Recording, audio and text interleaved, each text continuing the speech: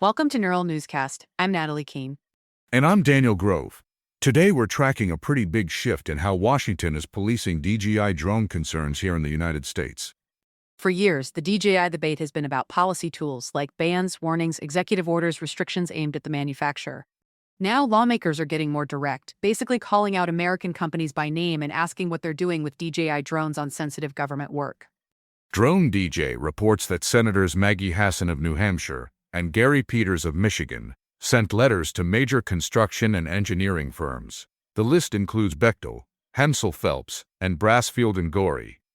And the concern is pretty straightforward, but high stakes. Lawmakers warn that DJI drones flown at secure locations could create pathways for sensitive data to reach the Chinese government. DJI has repeatedly denied that, and the company points to audits and security assessments it says show no unauthorized data transmission. What makes these letters feel different is how specific they get. The senators cite named projects and point to public materials, like marketing content and social media posts, that they believe show DJI use continuing even after years of federal warnings. Yeah, and they're not asking for broad assurances here. They want a granular accounting. Contractors are being asked to list every drone and drone component they own, lease, or operate, including the make, model, and when each one was first put into service. They also want contract-by-contract disclosures, showing where drones were flown on projects tied to the Department of Defense, Homeland Security, intelligence work, or nuclear-related sites, even if drone flights weren't an official deliverable on the contract. Because modern construction drones are not just flying cameras, right? They can map facilities, capture really high-resolution imagery, and document layouts and terrain in ways that could expose vulnerabilities. And at sensitive sites, even routine progress documentation can turn into a security issue. Congress is also pressing on data handling. The letters ask how drone data is stored and protected, whether those systems connect into broader company networks, and which mobile devices are used to operate drones out in the field.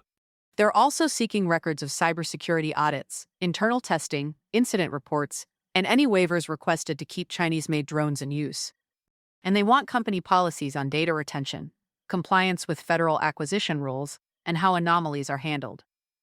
The senators point to a January 2024 joint bulletin from CISA and the FBI that raised three broad risks with Chinese-manufactured drones: data collection and transfer, firmware updates that could introduce unknown capabilities, and network-connected systems that could expose wider datasets.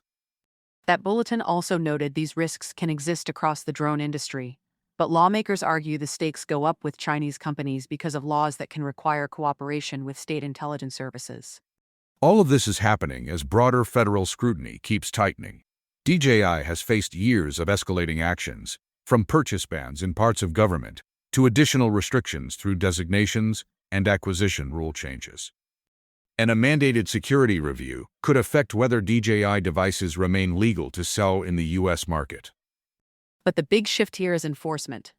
Instead of relying only on federal agencies to police compliance, senators are pushing responsibility downstream to the companies using drones on government work, with detailed documentation and accountability attached. And it makes sense why contractors are central. Construction firms were early adopters of drones, and DJI dominated that market. Lawmakers seem concerned lessons carve the second, which caused the lessons by the end of a capital, and set it to the places they have in future. So the stakes for contractors are real: congressional oversight, reputational risk, and potential contract consequences if they can't demonstrate compliance and strong data security practices on sensitive projects. Bottom line, the DJI debate in the U.S. isn't just about whether the drones should be restricted anymore. It's increasingly about who is still using them, where they're being flown, and whether safeguards are actually strong enough when critical infrastructure is involved. That's the update from Neural Newscast. I'm Natalie Keene. And I'm Daniel Grove.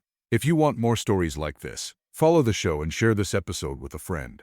Neural Newscast is AI-assisted, human-reviewed. View our AI transparency policy at neuralnewscast.com.